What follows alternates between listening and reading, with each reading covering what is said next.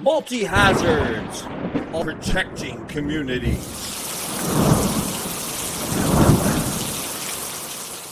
Welcome. Hi, everybody. Vin Nelson here from the Multi-Hazards podcast. This is where we take a deep dive into issues facing society today with a special focus on protecting communities, all communities, diverse communities.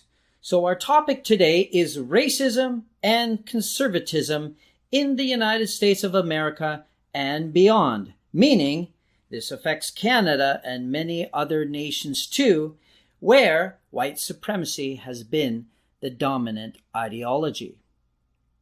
So, to counter this white supremacy, on each Multi-Hazards podcast, I say a territorial acknowledgement. This is out of deep respect for the First Nations people on whose land I podcast from and where I live, here in the suburbs of Vancouver, British Columbia, Canada. I'm using the text from the neighboring Kwantlen Polytechnic University, or KPU. Here we go.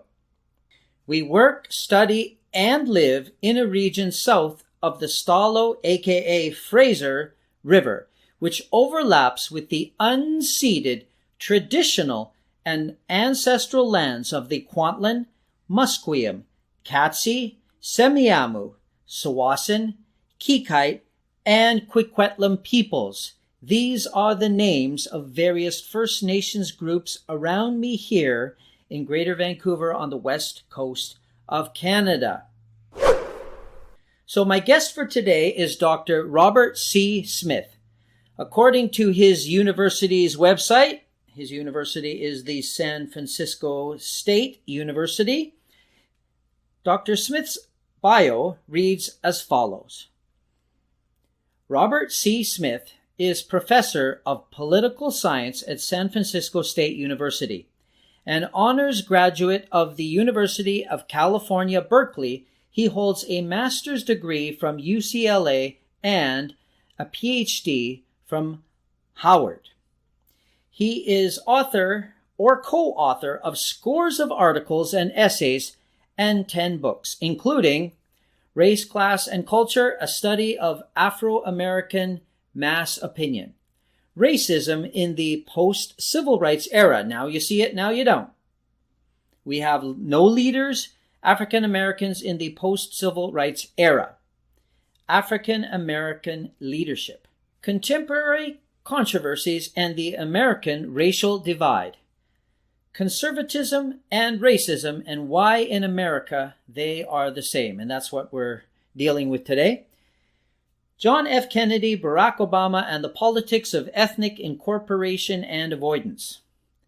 What has this got to do with the liberation of Black people? The impact of Ronald W. Walters on African American thought and leadership, and polarization and the presidency from FDR to Barack Obama.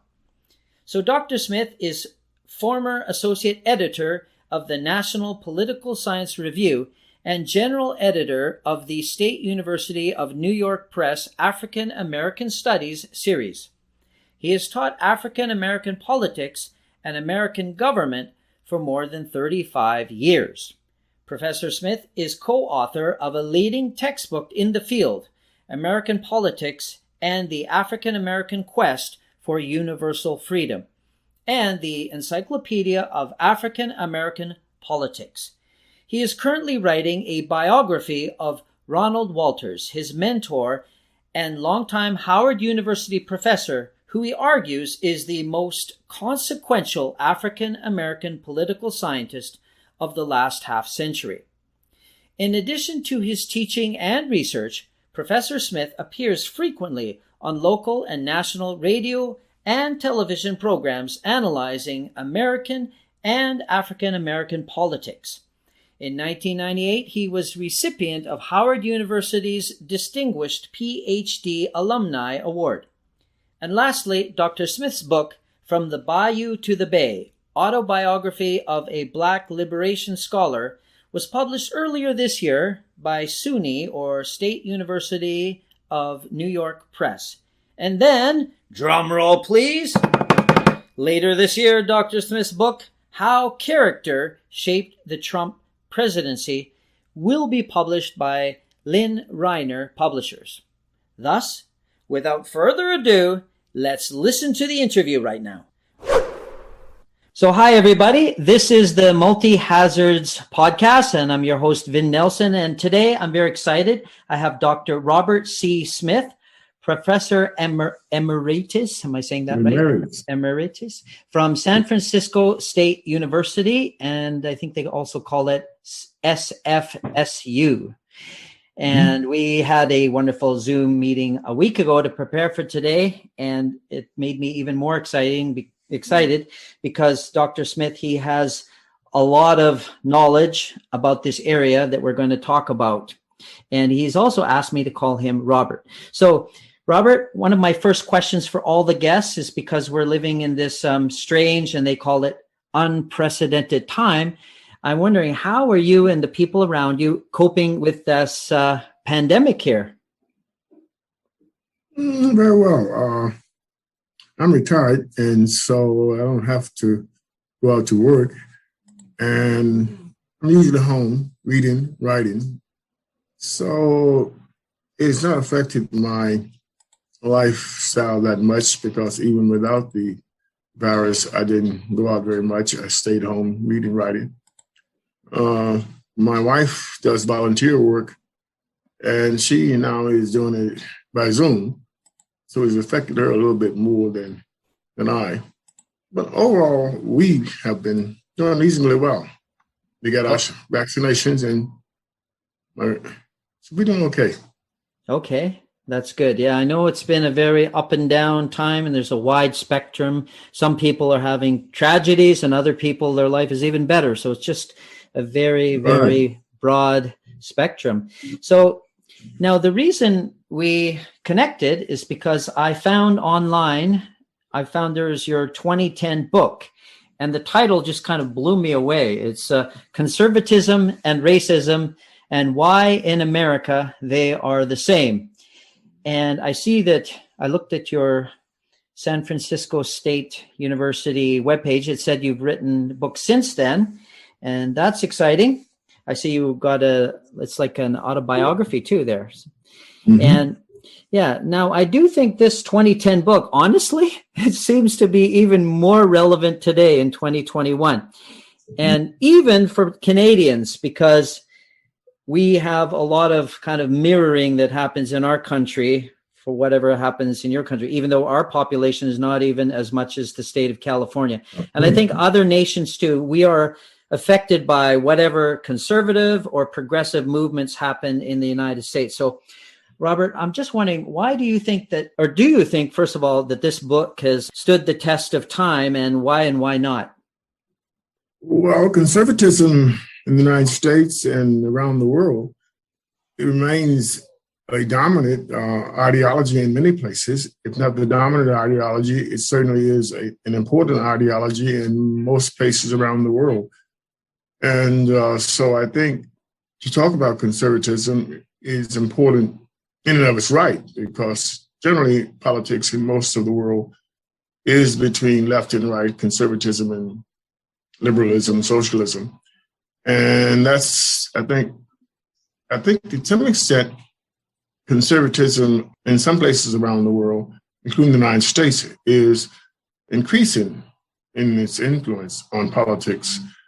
So I think in that sense, it's timely, and probably will be timeless in the sense that conservatism always is likely to be an important force in at least Western politics, for sure.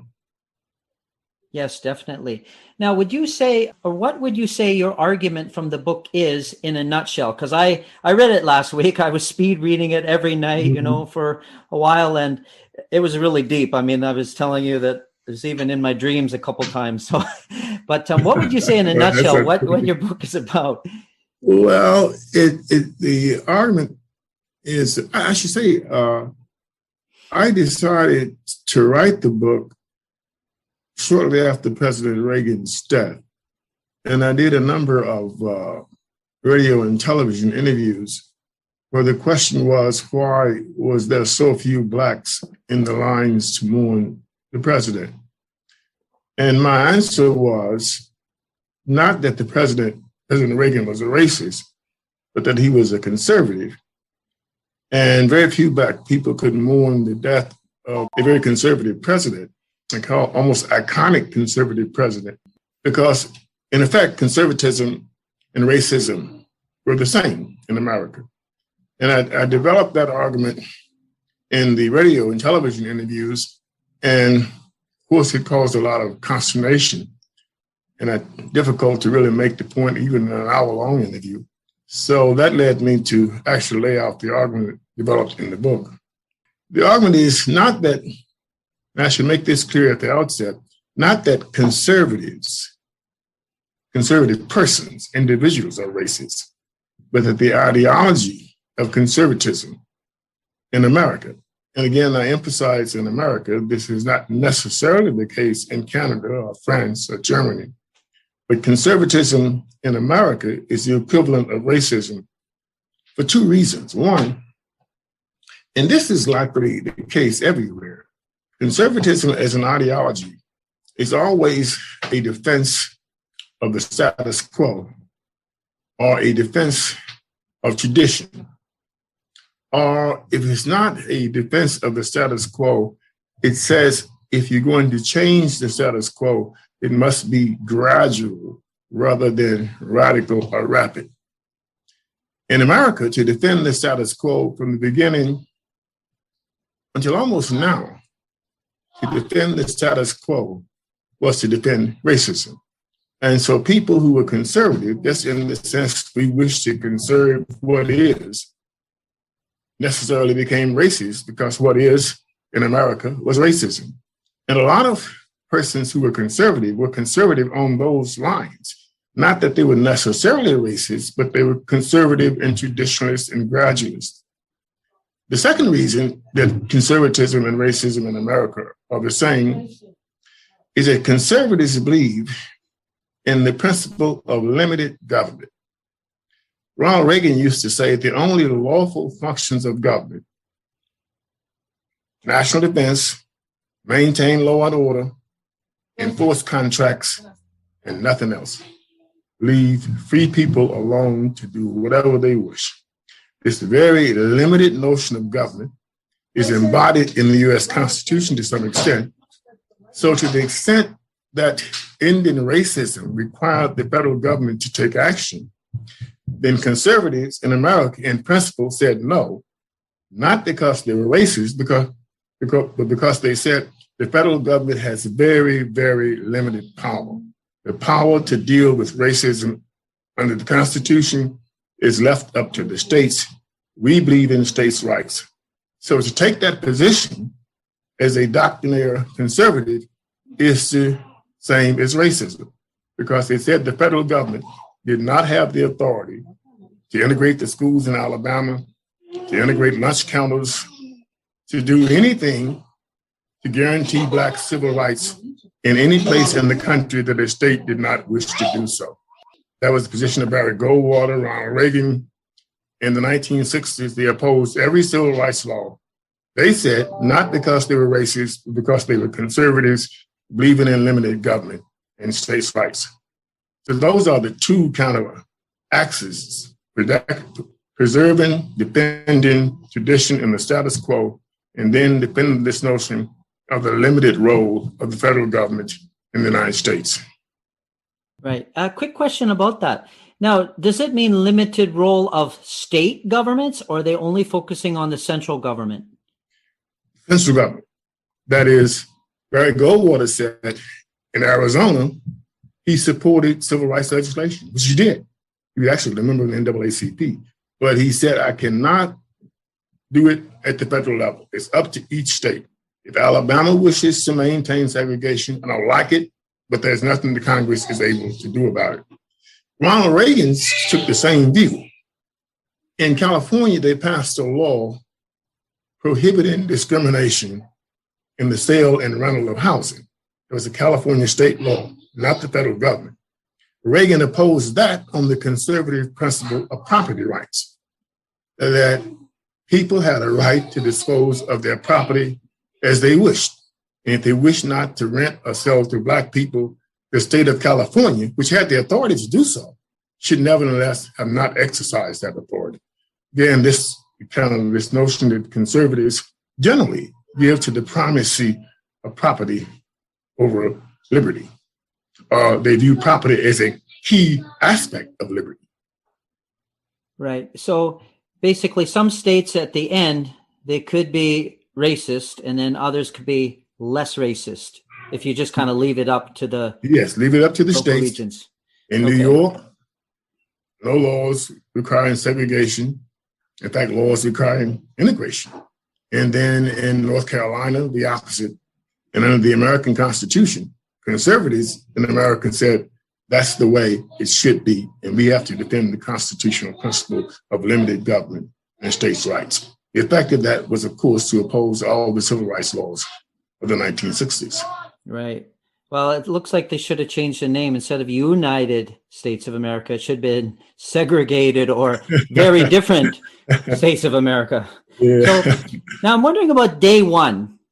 So it seems like in your book, you were talking about the seeds of this end result that we're talking about now started way back when the founders set up the Constitution. They separated from England. And from before that, of course, but during the founding, white supremacy and racism was right in there. So I wonder if you could talk to that. Yeah, this notion of limited government, limited power of the federal government is right there. And then the Constitution was a racist document. It was a white supremacist document, explicitly. Most famous of those racist parts of the Constitution is the so-called 3/5 clause, which defined the enslaved Africans without naming them, that it never uses. The Constitution does not have the word slavery in it. It refers to euphemistically to other persons. Those other persons, the enslaved Africans, were counted for purposes of representation in the Congress and in the Electoral College as if they were 3/5 of a person. This was not only racist and white supremacist, but it was thoroughly undemocratic. In fact, we have that undemocratic part of the Constitution with us today in the Electoral College. It is likely the framers would have allowed for the direct election of the president by the people if it had not been disadvantageous for the southern slaveholding states. And so in order to keep them in the Union, they put in this 3/5 clause, which allowed slaveholders, had 100 slaves in Alabama, that in effect meant you had 2/3 of their vote plus your own. And that gave the South an enormous advantage in choosing American presidents. First 5 or 6 presidents were Southern slaveholders. So right at the beginning, the framers, in spite of the Declaration of Independence, doctrine of equality, placed in the Constitution slavery, racial inequality. And so, again, a conservative, a traditionalist, a status quo, to defend the Constitution was to defend slavery.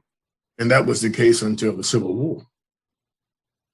Right. Now, it seems that many people look at U.S. history and they say that it's liberal by and large over the centuries. Mm-hmm. And then we've had these kind of like outbreaks, so-called, of conservatism, like in the last 5 years. But you argue in the book, you said, no, it's the flip side. It's a mainly conservative history with a few epochs of liberalism. I'm wondering if you could explain that for us.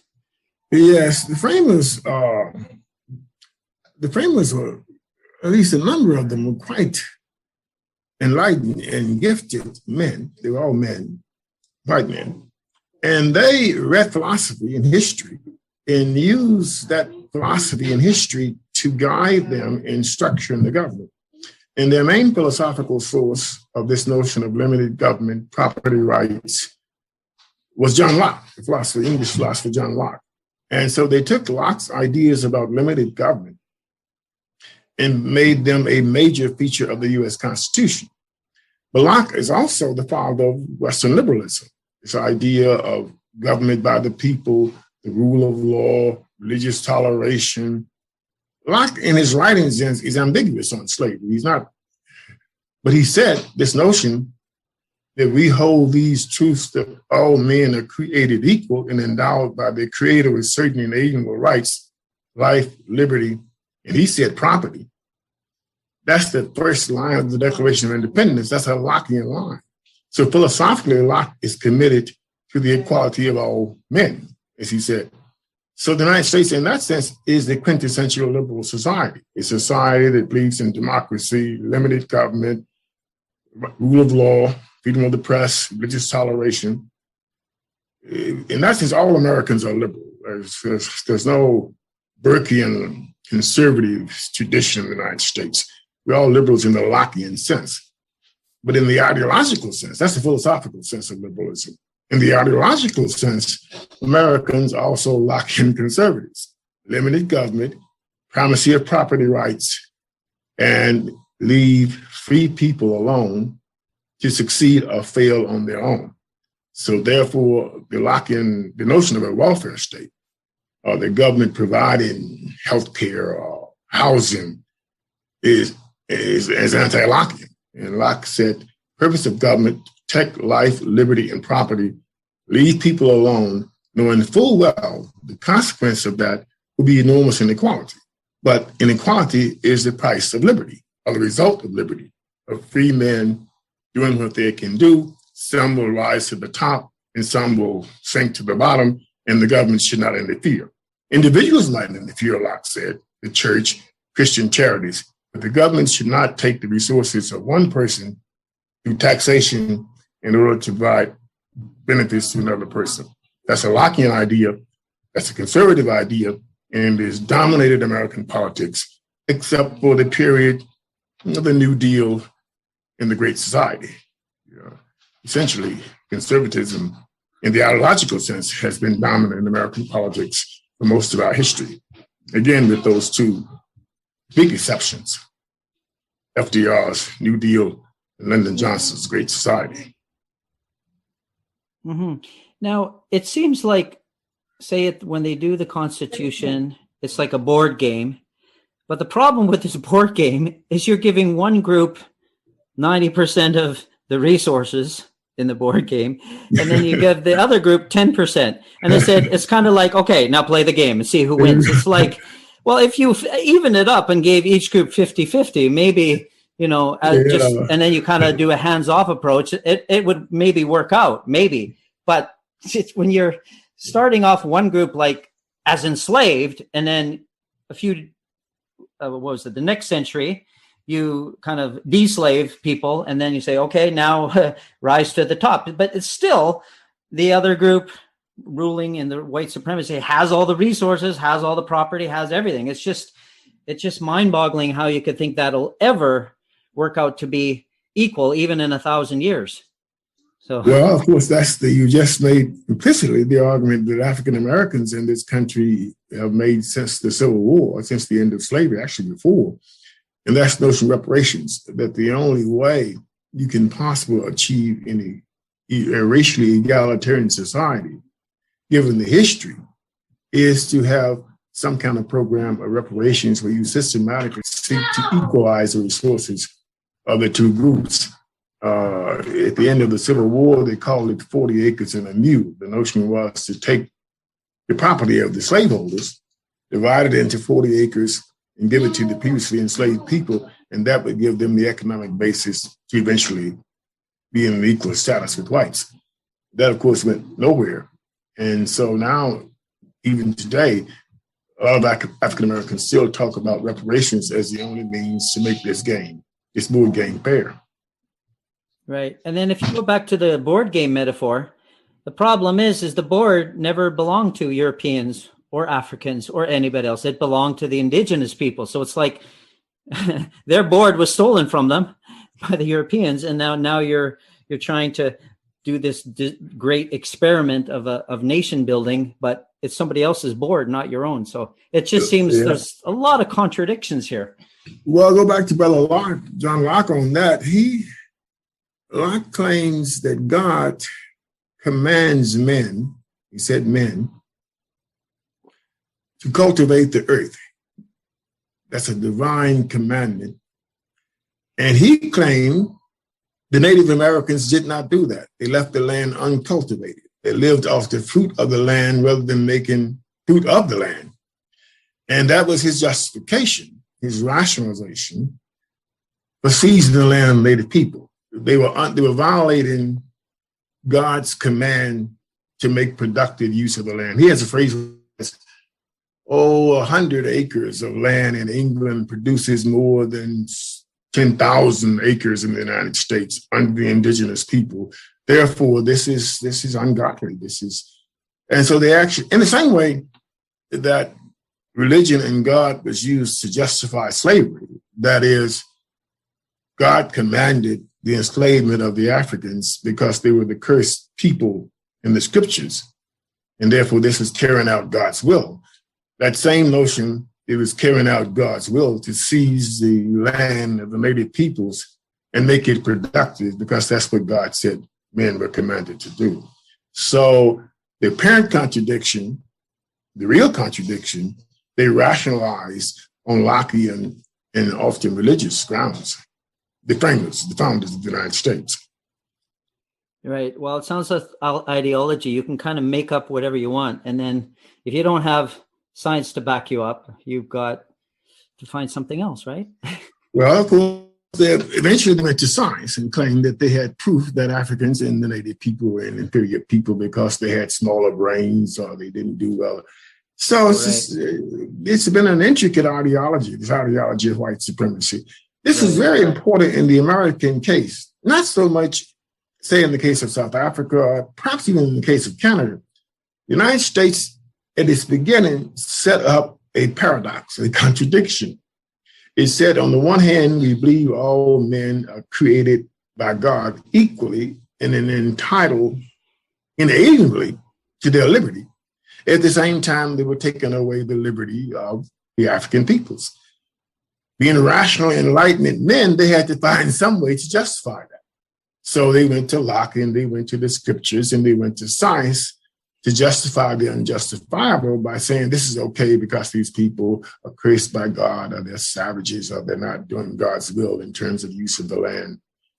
And that was not necessary in South Africa, for example, because South Africans never said they believe in the equality of men. They always said some men are better than others. So there was no contradiction.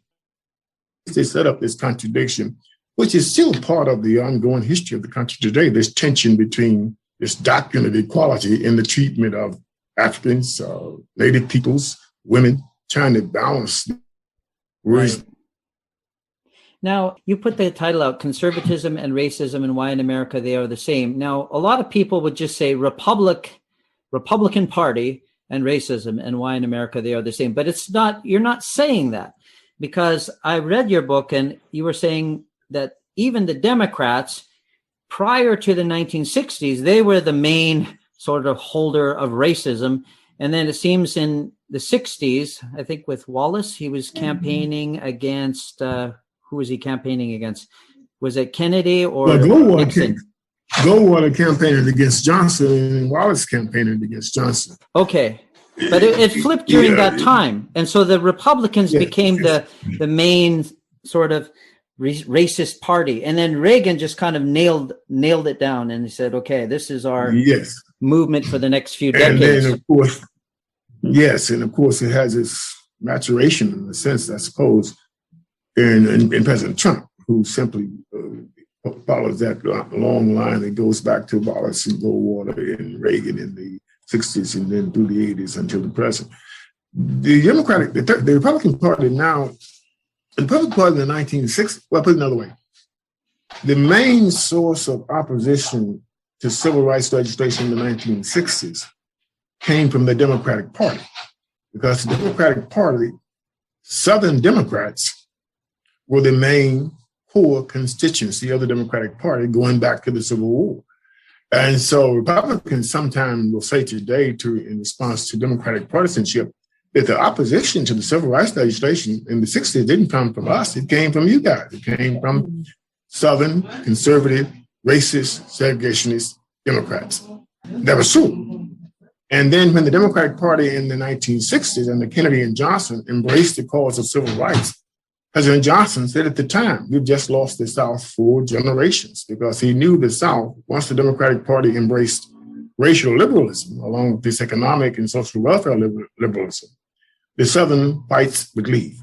And they left and they went to the Republican Party. The Republican Party of the 1960s had a substantial conservative bloc, but we also had a substantial liberal bloc. Democratic Party had a substantial conservative bloc and a substantial liberal bloc. As a result of the events of the 1960s, that's no longer the case. The Democratic Party is essentially a liberal party. Still a few conservatives here and there, but essentially a liberal party. And the Republican Party is a thoroughly conservative party. So one could now write the book and say Republicanism and racism are the same, because the Republican Party is a thoroughly conservative party. Unlike, even when I wrote the book, when Reagan was president, there still was a significant liberal faction in the Republican Party. Now it's virtually zero. It's not zero, really, not virtually. There's no person who would describe himself as a liberal in the Republican Party today. Mm-hmm. It's a dirty word now. So many words are dirty now. Cancel culture and in fact, oh my God, Reagan in 1980, I guess it's 1984, he mocked the Democratic candidate who was a liberal from Massachusetts, one of the most liberal states in the country. Reagan said, I'm not going to call him a liberal because children might be listening, so I'm simply going to say he's an L. He's an L. Because I don't want to use bad words in front of children. It's this liberal word. Yes. Now, it seems like in United States history that the South has been just so important. So, for example, the cotton industry worldwide, that was like the kind of engine of the new country in many ways. And England, even after they abolished slavery, they were still in on that cotton trade. I think it might have stopped for a couple of years, and then they went back to buying Southern cotton. And then for elections, it seems that a lot of parties, they think that, well, if we are going to win the election, we have to adopt what they call the Southern strategy, or we don't. So it's kind of like the South has the whole country by the whatever you call those. You got them by the throat, right? So what is this Southern strategy? Well, it's old. I mean, it's old as the country.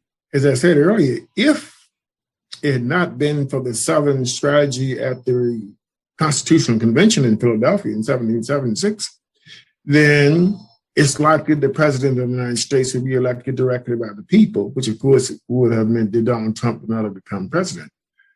But that was a Southern strategy. James Madison said, if we have the direct election of the people, it will gravely disadvantage our Southern brothers. By that, of course, he meant the Southern slaveholders. So that notion of a Southern strategy is as old as the formation of the country. You have to keep the Union together. You have to make accommodations to the South.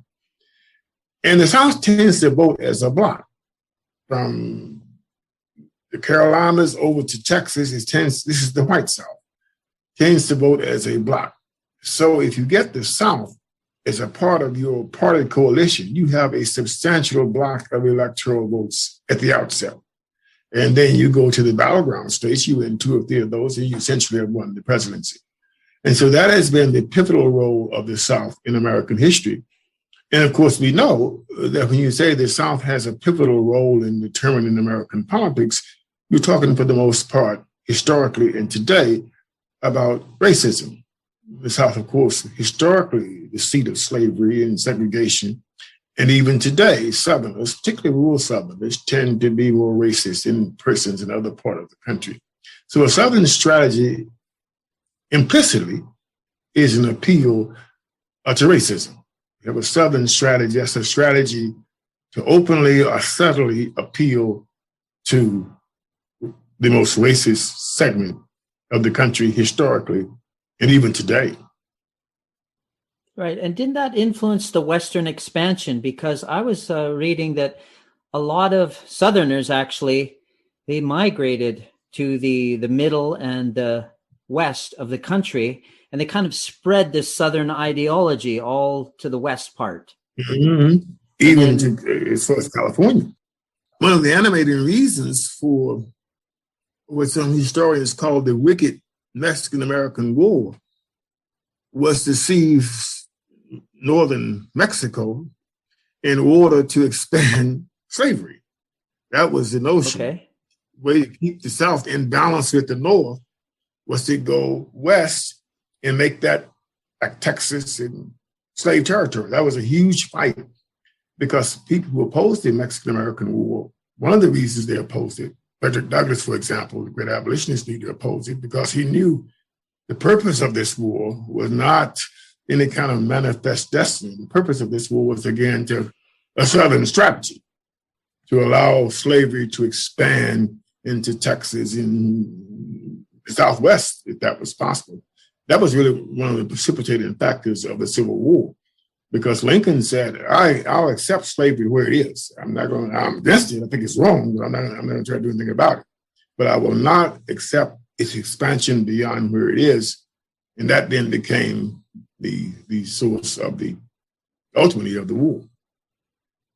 Right. So skipping forward again, you were talking about President Ronald Reagan, and it was a big shift. I even seen many writers just say that this present sort of U.S.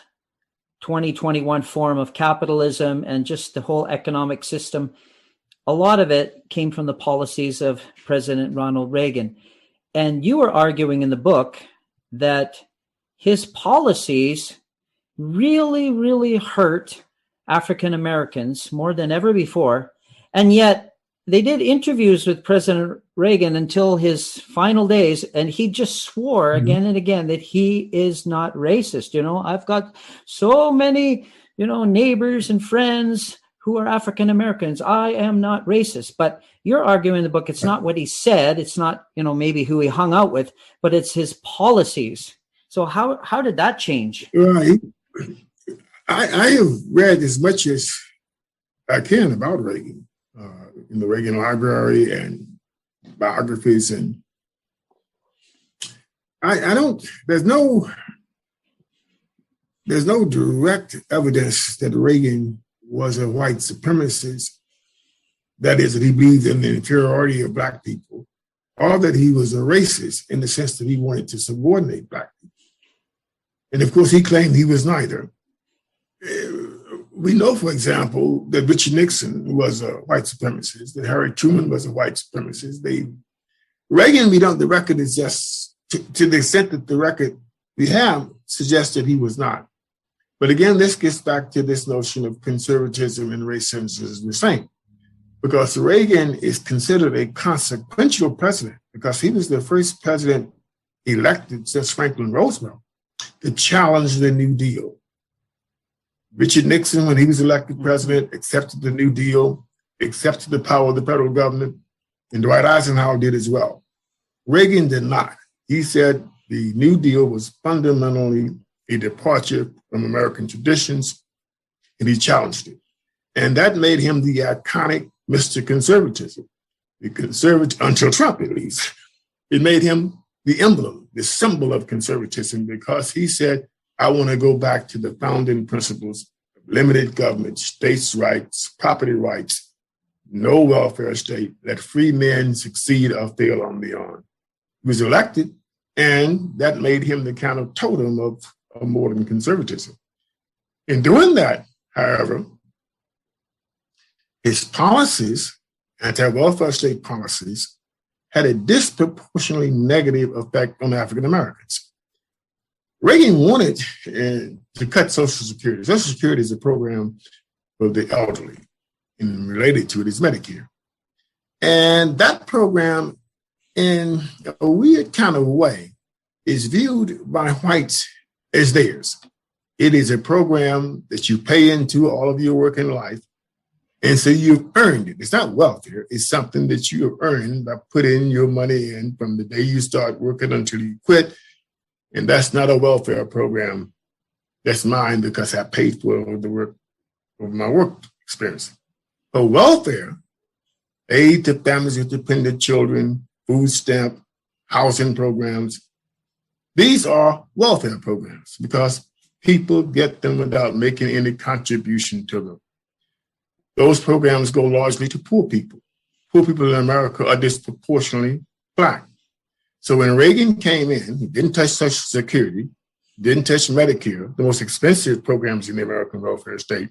Rather, he took 70% of his budget cuts out of those programs for poor people, which is the same as if you said, I want to cut the budget, and I'm going to cut those programs that benefit Black people the most.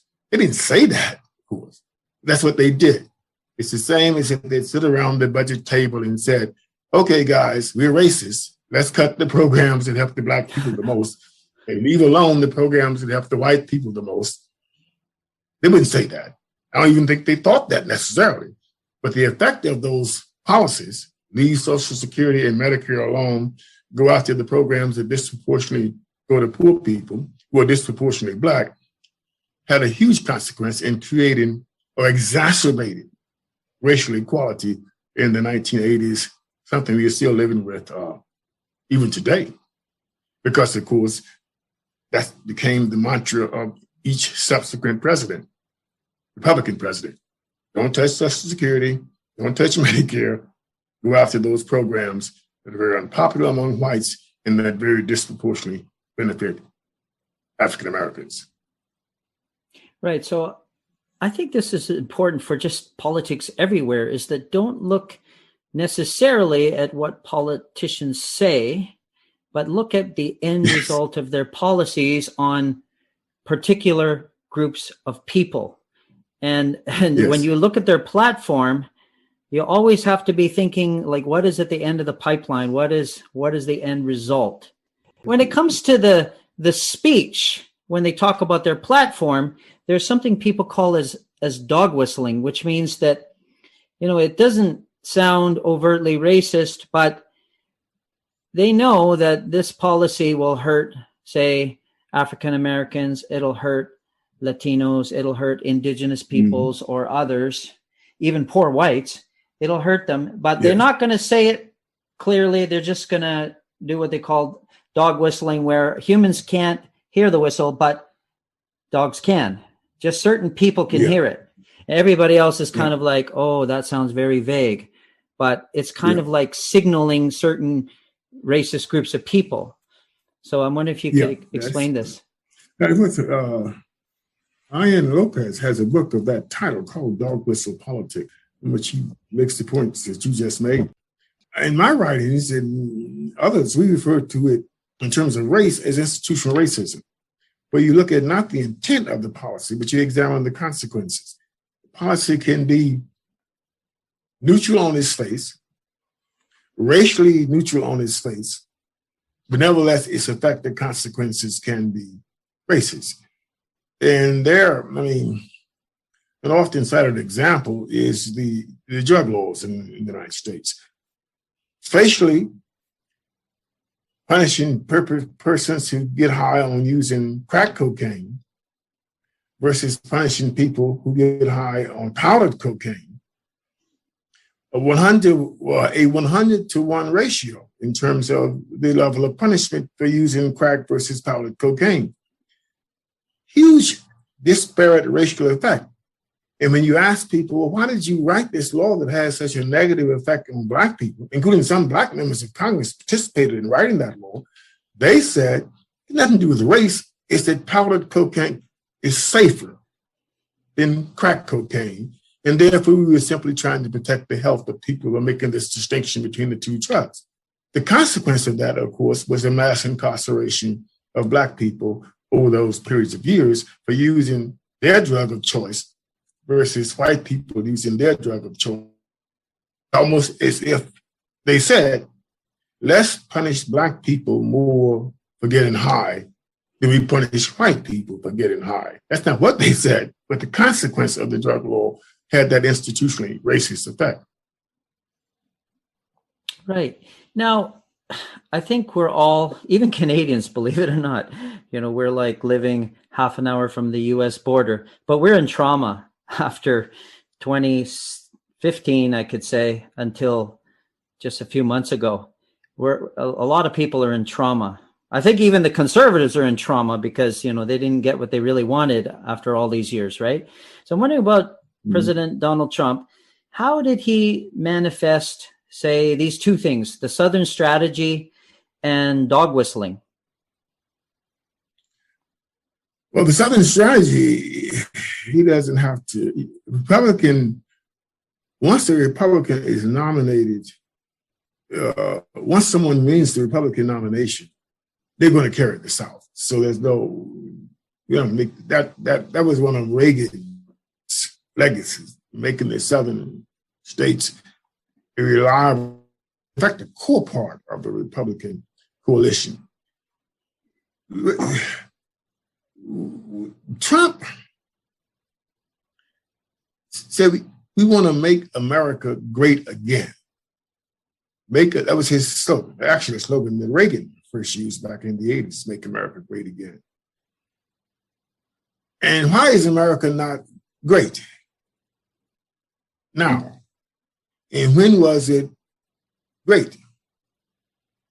And then he made his signature issue, immigration. Not immigration from Europe, illegal immigration, but not illegal immigration from Poland or from Ireland, illegal immigration from Mexico. That was his dog whistle. I'm going to make America great because I'm going to keep America white. It's almost as saying America was great when it was what? When it was dominated by white people. When Black people knew their place, when the country was 96% Black and white. Now it's almost a third round and growing. And this is not my idea of America being great. And so I think it was clearly an appeal. I don't call it racism. I call it white nationalism, that he wants his constituents to think that this was founded as a country for whites and that whites should remain the dominant group, and that dominance of whites is under challenge, largely from people coming from third world countries, what he later referred to as shithole countries. And therefore, my notion of make America great again is to make America, keep America, a white Christian nation. So I think it was more of there's a variation on this Southern strategy, but not the kind of dog whistle racism of a Reagan or the open racism of a George Wallace. It was rather white nationalism, American version of nationalism, in the sense that this was founded as it is and should remain a country dominated by people of European origins. And I think that's a new way, a new variation of this old argument, because a part of that also is this notion, this perception among a lot of whites that Blacks are rising in status and again challenging this notion of this is a white country. I don't think, well, I shouldn't say this. A factor in Trump's election was the prior election of Barack Obama, which to many people suggested that the dominance of whites was in fact declining, and it was obvious because a Black man, not just a Black man, but a Black man whose ancestry is African, not African in the enslaved African sense, but an authentic African from Kenya, that this man who also has a name that's Muslim, this man is un-American. And of course, Trump got his kind of start in national politics before his candidacy by leading this so-called birther movement, the movement that tried to suggest that President Obama was not born in the United States and therefore was an illegitimate president, because birth in the United States is a qualification for holding the office. So I think this notion the transformation, demographic transformation going on in the country as the country becomes increasingly less and less white, projected by 2050 to have no majority of any particular ethnic group. I think Trump was appealing to that. There's an element of racism in it, but also I think it's an element of status, and a perceived loss of whites, of status on the part of some whites, which I call kind of white nationalism, wish to restore the good old days, days when whites were clearly the dominant group. Right. Now, it seems like the kind of the climax or the apex of all that was it was January 6th, right? This year, 2021, the Capitol insurrection. It's almost like this is sort of the last gasp, right? We're going to take over the Capitol building. And for some strange reason, the security there was very lax that day. But it wasn't lax during the Black Lives Matter protests the summer before that. Strange. So I'm wondering, what do you think happened there in the election and then the insurrection? Yeah, that's the I don't call it the insurrection. I call it I think that's a too explosive a term. The Capitol riots and the disorders were precipitated by the president's lies over the last couple of months before that, claiming, I guess, with no evidence whatsoever that he won the election. And you have people to believe that and came to the Capitol in order to prevent President Biden from being formally constitutionally selected.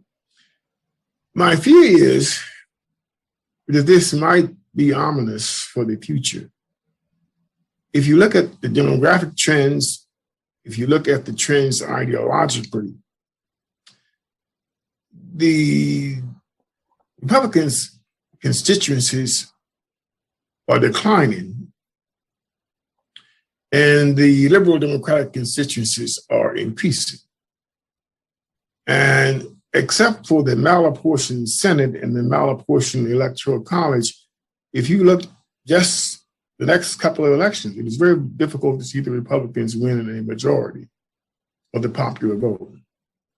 You can hang on by winning the Electoral College. You can hang on by winning Senate seats because the Senate is malapportioned. But at some point, this emerging majority will actually emerge. And my theory is that people will not accept it. That is, they will not accept the outcome of the democratic process. And this attack on the Capitol this time might at some point become, in fact, an insurrection. Not the term insurrection, but it might, in fact, indeed be an insurrection in the classic meaning of that word, that people will simply use force to try to block the outcome of a democratic election that they lose. I hope that's a pessimistic prediction that